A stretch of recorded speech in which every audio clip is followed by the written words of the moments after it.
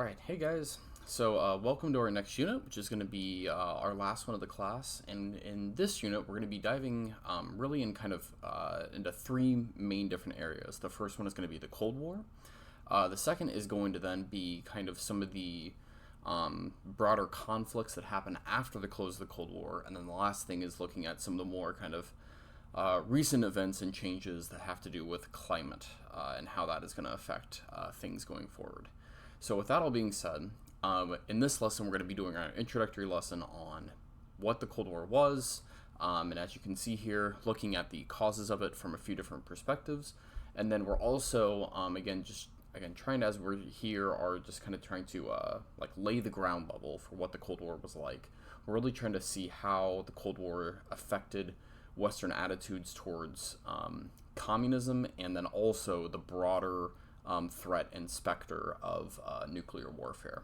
So with that all being said, let's get into it. So the causes of the Cold War. So the Cold War, for a lot of students, the first time that they look at it is one of the more kind of confusing ones, I will say. But we're going to do our best here to kind of give you some really kind of like concrete ways of understanding it. The problem that you're going to see with the Cold War here is that it's really, really difficult to define. And so that's why I have this here as like one of our questions we need to kind of answer is like trying to define what exactly the Cold War was is hard. Was it a clash of, economies? Was it something, between the United States and the Soviet Union, who the Cold War would be between? Was it something over, a clash of philosophical systems about how the world should go forward? Was it just a sheer military conflict? Was it all the above? And that kind of makes it hard for us to define. However, how we do kind of understand that conflict matters because it affects how it kind of like paints the way that we see all the different events that occur inside of it. The second thing that we're going to see in this lesson as we talk about the Cold War kicking off is how, for the United States at least from their perspective, trying to solve the Cold War is a really, really difficult foreign policy problem that's really from 1945 all the way until the 1990s is really going to dominate how the United States is going to think about and perceive the world.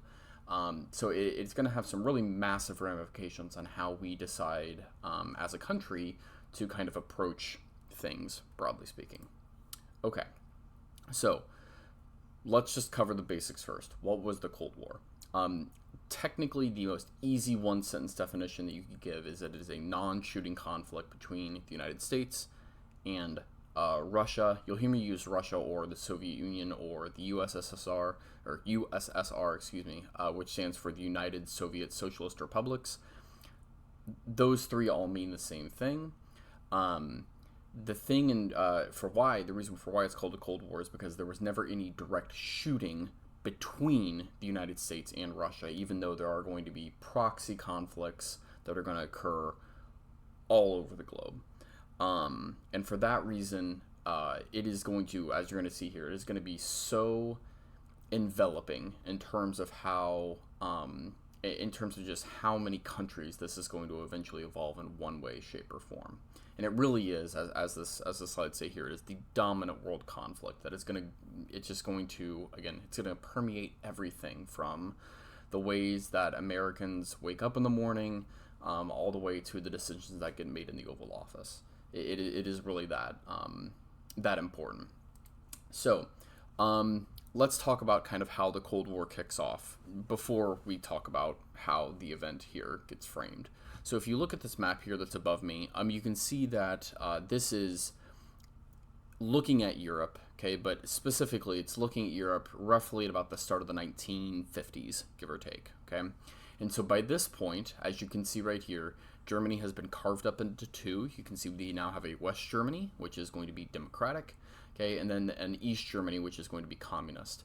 Now, Russia, okay, and so, again, this is just giving you a little bit of background and history for, before the Cold War actually kicks off.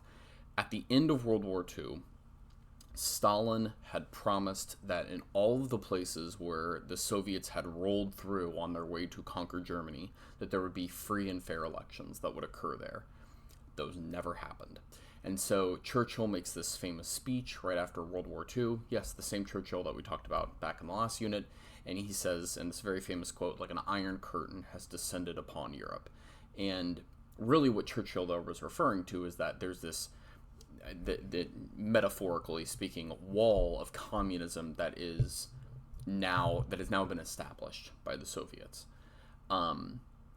What Churchill is also then referring to, broadly speaking, is kind of this entrance into the next chapter of, we'll go ahead and say the next chapter of world history, but things aren't really that clear cut, where we really are then going to see that the United States and the Soviets then are really going to come to a head about where the globe is going. Now, depending on which historian and which lens that you have into things and who you decide to blame for this really matters. So let's go ahead and we'll take it from, let's blame Russia's fault. So if you take it from that perspective, which the United States of course will do, there's some that took it from the ideological perspective that communism, going back all the way to like the writings of Karl Marx, talks about the need that workers, he called them again the proletariat, that there would need to be a worldwide rise up of the working class. Now, of course, for that to occur, communism has to expand. So again, that kind of was an explanation then for why this conflict happened. It was simply that Russia was attempting to spread, communist ideals. The more, again, still blaming Russia for it, but military analysis, perhaps a little bit more of a practical analysis of why Poland, Czechoslovakia, Hungary, East Germany, all of them now have been captured by communism, is simply from the fact that, again, so blaming Russia in this perspective, is that Russia now has been invaded by Europe 3 times. It has been invaded by Napoleon, it has been invaded by the Germans in World War I, and then the Germans in World War II. And so the Soviets, if they think that another war is going to happen, they do not want to fight it again on Soviet soil. Again, the Soviets took 60 million casualties in World War II, just a lot, and that's on the low end of the estimates. You don't want to fight another World War III in Russia again. So you kind of annex Germany, Poland, Czechoslovakia as buffer zones for protection if the next war happens. Again, that's just 2 perspectives so far on what's going to cause this to occur.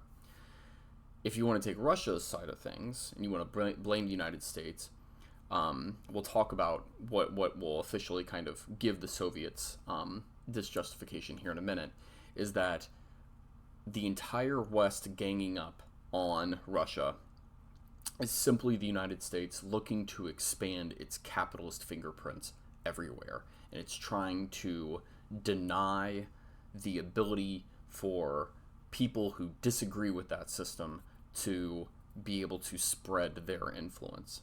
And ideologically speaking, again, taking Russia's side, but also this is just very true on its face, the U.S. is just violently opposed to the ideas of communism because, again, it has a lot that it doesn't interact with and agree with in capitalism for a whole host of reasons that I simply don't have time to go into here. Now, if you want to take, again, like another 80,000-foot view and try to explain what causes the Cold War, maybe you say, it's none of those things. All it is 2 superpowers after World War II, which the United States is one, Russia will be the other, and it's simply, you're left with 2 superpowers. They're going to find something to disagree with. It's kind of this inevitable butting of heads that is going to happen. And maybe there's a little bit of truth to all these, but maybe some more than others, okay? So again, it's really difficult in a lot of circumstances to point exactly to, the specific events or ideologies that is going to get this thing kicked off. That all being said, there's a lot of connections that we can make to this today. So like what conflict nowadays going on in Asia, it might most closely connect to the Cold War continuing. I'll give you a little bit of a hint here with this picture that's in the background. But I'll see if you can give the answer on Pear Deck before I spoil it for you. Okay? Now, let's go ahead and we will go ahead and, just because, again, this is a class that you're taking at a U.S. university, we'll kind of try to understand the choices then the United States is going to have with this new chapter or conflict that's going to occur. Okay, so what's really going to be important here is the fact that by 1949, just 4 years after World War II, both the United States and Russia are going to have nukes. Okay, so why this is such a game changer is simply because as both sides will continue to stockpile increasing numbers of nuclear weapons, Truman, who is the U.S. president at the time, really has two choices. At least initially, you would think that he has two choices. You either, A, if you go to war with the Soviets, everybody dies in what we would call MAD, mutually assured destruction. Nuclear war is going to devastate the entire Earth. It's going to probably kill most of Earth's population. Most of it will probably become uninhabitable, right, for great periods of time. Millions and millions, if not billions, of people could possibly die, right? That's not really a good option. Then you're left with choice B, which is do nothing, which then you just let communism expand, you let Russia gain influence, and the United States isn't willing to do that. So Truman then comes up with two really kind of, really one, better answer. And so the first thing he's going to do is something called the Truman Doctrine. Okay, so the Truman Doctrine, very simply, is the idea that if any country in the world after World War II is going to be under the threat of communism, or the U.S. thinks that communism might spread there, it's just going to throw money at the problem. Okay, two early examples of this are Greece and Turkey, both of which Truman just gives them millions and millions of dollars to suppress communism from spreading there. Those are both successful, but this then largely, and this is why I have this down here at the bottom, gets folded into the ultimate answer that Truman is going to give, which is this new idea of a policy of containment. So let's go ahead and explain what that is. So containment is interesting because it's actually, we need to give credit not to Truman, but to this guy up here in the top left. His name is George Kennan. He was one of Truman's aides who really develops this idea. And so Kennan is an economist, but he's also a geopolitic kind of nerd. And the way that he sees this is Kennan argues that you can't do MAD, because again, everybody dies, right? So if you can't do MAD, then you also then can't do nothing, but maybe we can do something in between. And so this is where he comes up with this idea of containment. He says basically, you don't need to go and kill the Soviet Union because it will ultimately destroy itself.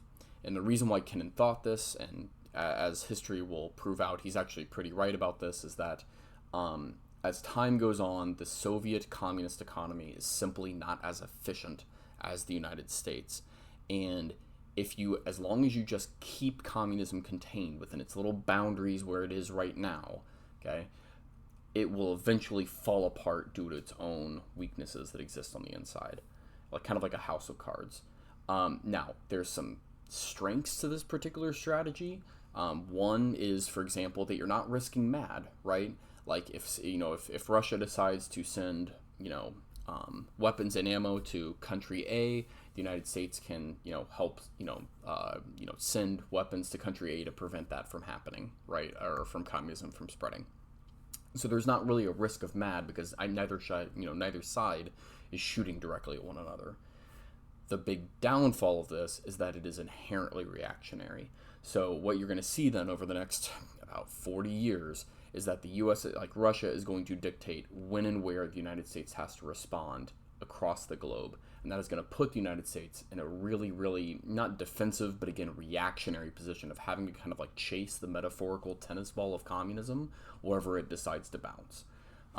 Later, containment will get tied into this other philosophy called domino theory, which is a little bit more kind of like of containment on steroids, which is the idea of like you have to contain something immediately once it happens, because if you don't, then other countries nearby that country that might become communist, its neighbors will start to fall too. So the U.S. really, again, domino theories are really more of a sign of anything. The United States really will just take the containment idea very, very seriously.